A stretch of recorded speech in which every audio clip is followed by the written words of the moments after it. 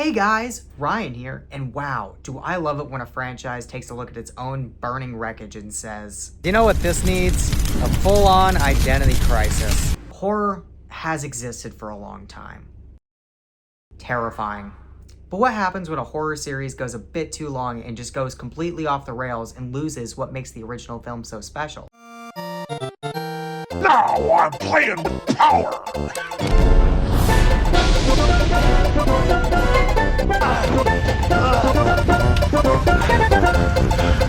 Trick or treat, Let me in, dang it, it's gold! Who is that? It is I, the mild inconveniencer man, and I've done it, the most mildly inconvenient thing that only I could have come up with. I hid a bunch of goofy-looking keys all around your apartment, and you'll need to find them all in order to unlock the dog head locking mechanism I've affixed to the front of your door. Now here's a weird fucking door. You'll never be able to go to Walmart again. So evil. It's just like that video game with the evil residents where that guy staples on his hand like my high school art project. Resident Evil 7 Biohazard? Biohazard? More like Bio-has-been.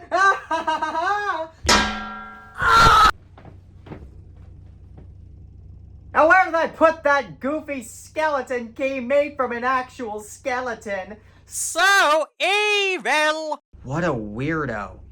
Anyways, today we're talking about Resident Evil 7 Biohazard, the game where Capcom decided maybe, just maybe, turning their survival horror franchise into backflipping action movie nonsense might not have been the long-term play. Let's rewind, for a Resident Evil crash course, if you will. The original Resident Evil defined survival horror. Limited ammo, fixed camera angles, with doors that open slower than my will to do anything that benefits society. Then we got Resident Evil 4, which was phenomenal. It defined third-person shooters into what we see today. But it also said, what if horror, but roundhouse kicks? And from there, the series escalated into boulder-punching muscles with Resident Evil 5, and explosions were having explosions with zombies doing parkour in Resident Evil 6. By the time Resident Evil 6 rolled credits, Resident Evil wasn't scary. It was the Fast and Furious of viral infections. And sales, Reception, divisive to say the least, with its identity just completely evaporated. Then, 2017 happened. Resident Evil 7 Biohazard launches. And what does it do? It brought horror back to the franchise. You're stuck in a single creepy house belonging to an average Louisiana family, infected with some kind of mold that turns them into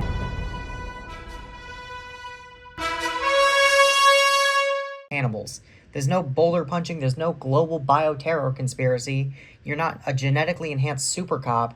You're just some guy named Ethan. Ethan Winters is the human equivalent of a terms and conditions page. You know he's there. You've technically interacted with him.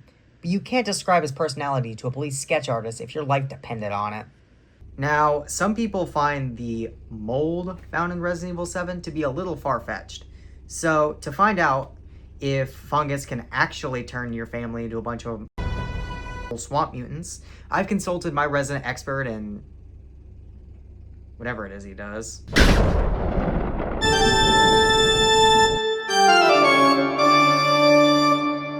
Hello! I am Dr. Frederick Finkelstein, and Ryan, I have played your little video game. And I've seen about more intellectual depth in a puddle of stagnant sewer water. You want to talk about biological hazards? Let's talk about the hazard to my patients! So, the mold, is it realistic? Realistic? The protagonist has his hand cut off with a chainsaw, and then he just staples it back on. If I stapled a piece of ham to my wrist, it wouldn't make me a butcher. It would make me cuckoo. And I am not cuckoo. I am not crazy.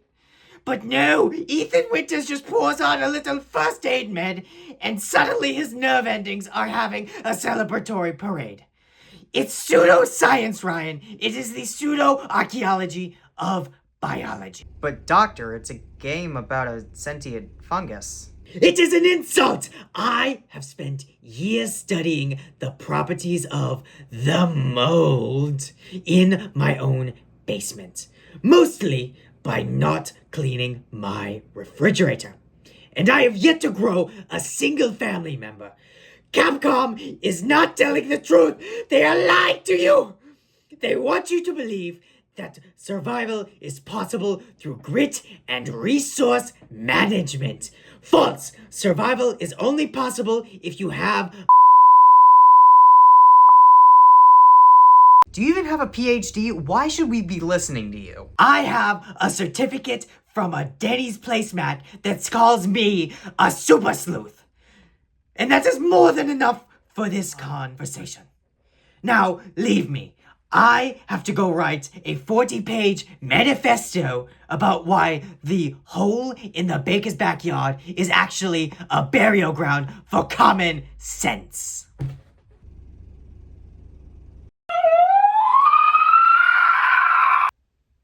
I think he's just mad that he wasn't invited to the Baker family dinner. But anyways, even if the mold doesn't make sense to that cuckoo, it brought horror back to Resident Evil. And not just shoot 400 zombies horror. It brought, why is that door slightly open now? Horror back to the franchise. And the antagonist isn't just some blonde dude trying to kill billions.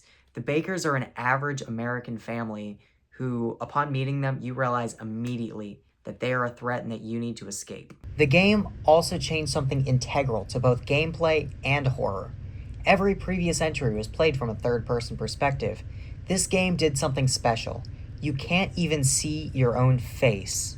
Ethan Winters is the only man in history to survive a bioweapon outbreak and still only have the facial recognizability of a background character in a PS1 game. I've seen more personality in a bowl of room temperature oatmeal. The first-person view wasn't just cosmetic, it forced intimacy. You can't look around corners, you can't admire your cool jacket, you just exist in the space, and the space hates you. It borrowed tension from games like Outlast and PT, but grounded it in classic Resident Evil design.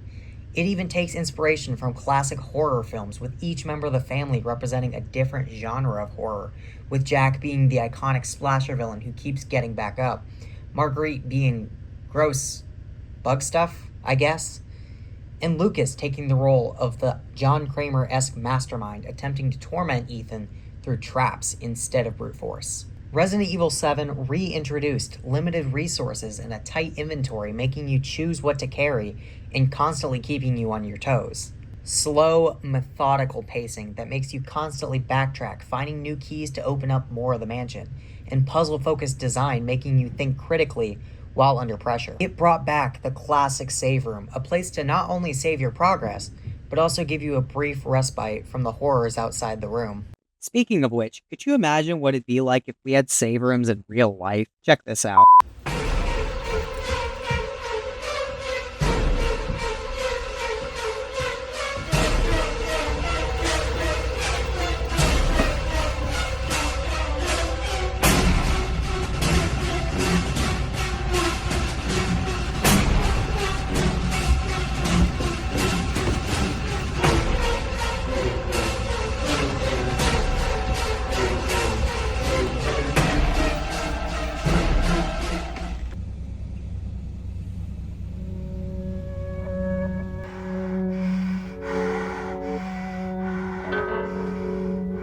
I don't make the rules, Gary. I am in the safe zone. My heartbeat is legally required to be 60 beats per minute. So why don't you go, check the mail or something?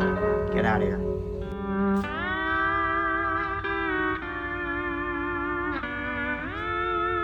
Instead of globe-trotting bioterror warfare, Resident Evil 7 goes Southern Gothic horror.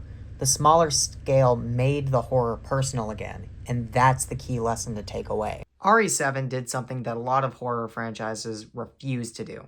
It admitted it was tired and stale. Instead of doubling down on spectacle, Capcom stripped everything back to fundamentals. Compare that to some horror movie franchises that keep resurrecting the same villain, increase body counts, add more lore nobody asked for, and eventually send someone to space. You know who you are. Meanwhile, when horror movies do experiment, like Halloween ignoring decades of sequels, or Evil Dead going brutally serious, they often revitalize interest. Resident Evil 7 is proof that reinvention doesn't betray a franchise, it preserves it. Now, this whole thing could have gone horribly wrong. First person, new protagonist, slower pacing, that's franchise poison if done incorrectly. But Capcom committed. They didn't make Resident Evil 6 but darker. They made a true horror game again. And it paid off for them. Resident Evil 7 had extremely strong sales, critical praise, and brought the franchise into a renaissance that is still going on today, almost a decade later.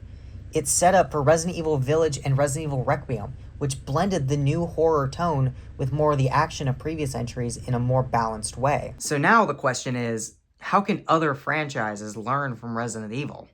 If you're making the 13th installment of your horror series and your villain has died 6 times, had 3 separate installments claiming to be the final chapter, been rebooted twice, fought a psychic teenager and is now in space, maybe don't escalate further. De-escalate. Go smaller, stranger. Change perspectives, shift tone, and break expectations. To conclude, Resident Evil 7 didn't save the world. It saved Resident Evil from itself. It proved that radical perspective changes can work, that toning down the spectacle can strengthen the fear, and that reinvention is healthier than repetition. So, to every horror franchise planning more Explosions 8, don't do that. Try to find what makes your franchise special, and try something new.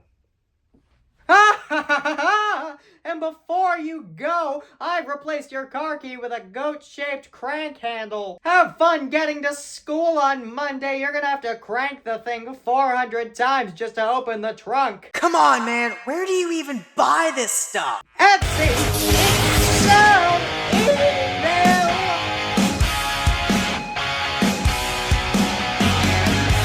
Getting number on the silver screen. Fades of black.